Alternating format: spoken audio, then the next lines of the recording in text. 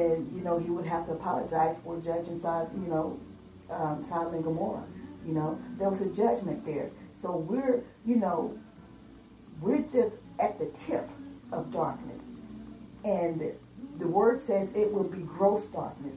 So if we can see where we are now and not deal with the issues, how do you not know that it gets worse in the time ahead? And even in the time ahead where, you know, you're not wanting to judge people for, you know, the sins that they're functioning in. They're going to judge us for the truth that we know. And, you know, we're going to be like sheep going to the slaughter. So, I mean, come on, that's still a double standard. You know, I think the one thing I really want to see as far as the church is concerned is for the truth to really penetrate the heart of people who are very angry and willing to agree with sin. And you know, and another thing that I want to kind of touch bases on as far as anger is concerned is with this immigration thing or illegal immigration that Trump is dealing with, and also the racial things that have been taking place in our nation. And then we see the racial thing with ISIS and all of what they're wanting to do with Israel and other, what do you call it? What do you call the Muslim things, the jihad and all those different sects of beliefs that they have as Muslims, how they come against each other and their beliefs just to have, you know, some type of position or authority over something, you know. And the thing that, like I said earlier, you know, Matthew 24:7 talks about ethnic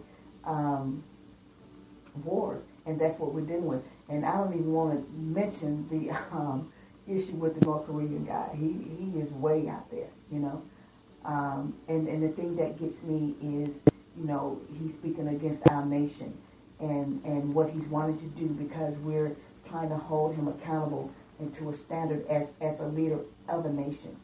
And so, because he feels like he's above the law, and our guy is trying to challenge him in that, to say, you know, come on, let's try to work this thing out. Then he wants to, you know, throw some stuff over here to try to destroy us 1,000-fold. Made that very clear. So, and then you have people now that are talking about gun laws and things like that. And again, you have to be discerning in this time.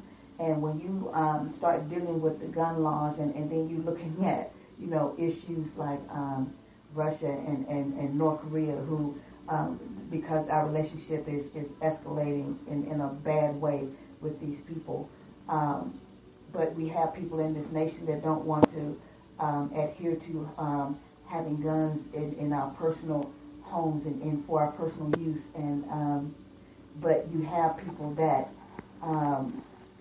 that don't want war, that you know, that don't believe in war. But you're not looking at the other side of the coin where other nations do believe in war. So if someone throws something over here at us, or somebody comes in and try to invade our land, how are we going to protect ourselves? With what? A shoe, a skillet, a gun, a knife? You can't bring a knife to a gunfight. That's what happens to a lot of these countries where they don't have laws for them to have guns with personal defense. They ran over. Their government can come in and run over them. That's why they have dictatorships and rebels running over and running through the land and raping and plundering the people because they can't defend or protect themselves personally. So, you know, if our nation were to give up its guns, then we would become a nation that can be ran over by not only by another nation, but by our own government. Mm-hmm. Guns are for personal protection and defense. Mm-hmm. That was one of the things that happened in Egypt, I think, a while back with the military coup and them taking over that presidency and because, you know, they found fault in him or something like that. So the military is in control. Mm-hmm. That's very imbalanced. I understand that, you know, military is the backbone of a nation. You know, it what gives it strength. It, you know, it shows the strength that you have. And because we've been a nation that has a strong military, then there has been people that have really, you know, had second thoughts as leaders to, you know, want to kind of try to come over here and do some things. Well, not only we've been a nation with a strong military, we've been a nation that has, where citizens had the right to bear arms. All the way through the Revolutionary War, citizens was able to take up arms and defend their territory. You know, militias would help American soldiers to win the Revolutionary War. Without our militia, we probably wouldn't be a nation as it is today, because our citizens had the right to bear arms. So, you know, lawlessness, when we see all of these things happening, and because there's been so much fear in our nation as far as race is concerned, you know, and there's so much that's happening as far as things needing to come to a place of takeover, where you would have martial law initiated in certain areas, and yes, I'm specifically talking about Chicago, and I understand Chicago has a stronghold of past mob issues, and I can't say today whether that's, you know, that's still is effective or not, but by the way it's looking, when you know that the community has drugs and all these other things running through it, and gang violence and all this, you know, drugs are running through the gangs. Come on now. You got guns running through the gangs. It's all kind of activities. I'm very familiar with gang activity, so because of my past. But I'm saying I do believe that there needs to be some kind of action taken that would cause the genocide of our race and culture. It needs to stop, you know, and people are not addressing that issue, and that issue is something that needs to be addressed.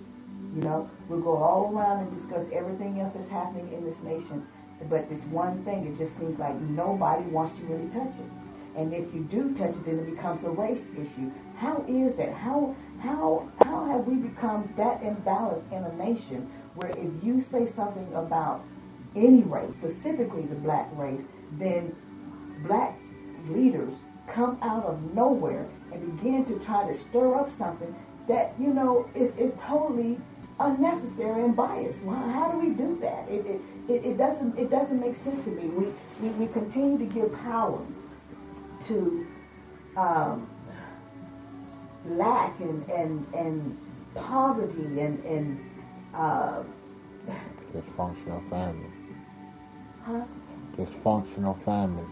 Yeah, I'm saying all of that. It restricts us from becoming to fit in society in a way where we're really effective, not because of a race card or some kind of card being played, even when you're in a high position. None of this it's just a very imbalanced system when it comes to that. I understand that the issue of racism or slavery is deep in the foundation, but I mean, at some point, can we overcome this and come to some real truth? Can we allow our healing to manifest itself? Yes. But how do you do that when you got leaders like Sharpton and I'm so disappointed in Waters right now. I remember as a teenager when I saw her in the newspaper in Columbus, Mississippi, and it said, first black assemblywoman in California. And look at her now and listen to the things that she's saying. All this stuff just seems so corrupt. You hear a lot of bad reports about her, but yet she's steady trying to play a race card. She's steady trying to play, you know, all these different games that has to do with our culture, that is not pushing our culture forward, but it seems to have pushed her and her family forward financially, you know. So I'm not getting this. And you have to pay civil rights leaders to come out to where you are to help support an issue, an important issue that, you know, needs change, but you can't change it without a racial issue coming up. We need to deal with the facts of what's happening here. You know, not what oppressed us, because we're no longer oppressed. If we stay in that mind of oppression, then we stay in that mindset of racism. We stay in that mindset of entitlements. We stay in the mindset of, you know, come on, we got to get past this. We need some new leadership. I think that it's time for the Democratic Party to be reformed. All the issues that were pushed through the last administration and was trying to be, that would probably have, progression would have continued if Hillary would have got in office. And we'd have been a messed up nation because all this stuff would have unfolded and came to pass. And it would have been so much craziness happening from other nations trying to get over here to deal with us because we're too blind to see the truth, you see. And what, you know, it's just so much that's happening. And dang, I'm just saying, we not only as a body, as a church, need to wake up and open our eyes. I'm saying that we, as a nation, need to open our eyes to really see what's happening, how subliminally the issues have blinded and deceived us. And through a party, we felt like it gave us our voice. And that's not our voice. Our voice as a people should continue to be that of the kingdom of God, that it supersedes that which tries to come against those principles, not only in our lives personally, but again, as a nation, again, our relationship with God has to come first, along with our relationship with man. Christ asked, what is the greatest commandment? He said to love the Lord thy God with all our heart, soul, mind, and strength, and to love our neighbor as we love ourselves. That's the part of the Ten Commandments. The first of the Ten Commandments is our relationship with God, and the last 6 is our relationship with man. So Christ comes over in the New Testament, he makes it one commandment. This is one. We need to be one with God, and we need to be one with our neighbor, with who we are as a nation. And until we can come to that point, we cannot become a United States of America. We're going to continue to be divided as Americans. We've allowed a lot of the people from other nations to come in with their principles and standards because it's the melting pot. They want to come in and implement, you know, their rights and what they feel is lawful or legal to them without holding fast to who we are, who was established as a Christian nation. You can't go into any other nation and change their laws, you know, with what you want. You know, we're a biblical nation. We're based off of those principles. So you cannot come over as a Muslim, you cannot come over as a Hindu, you cannot come over in any sect to say, you know, well, boom, you know, we want to do it this way. No, you come under these laws. These are our principles. You see what I'm saying? You have to conform to our laws, not assimilate. You cannot come in and recreate and do what you want to do with, you know, implement that with ours. It's mixing bad. It's not even mixing. You know, it's rubbing against each other, and we're finding all kinds of conflicts and issues with these things. So I'm just saying, you know, we had better wake up in this nation because, you know, we're sinking fast. The immigration laws. The other thing about that is this: I feel like Trump is making a very important decision as far as our nation is concerned when it comes to immigration, illegal immigration. When you have people coming over that wants to destroy us, when you know that they have a history of bad things, when things are not in alignment with these people that are coming over illegally, they need to go back. First off, when you go into another nation, you cannot go in illegal. You got to be held accountable.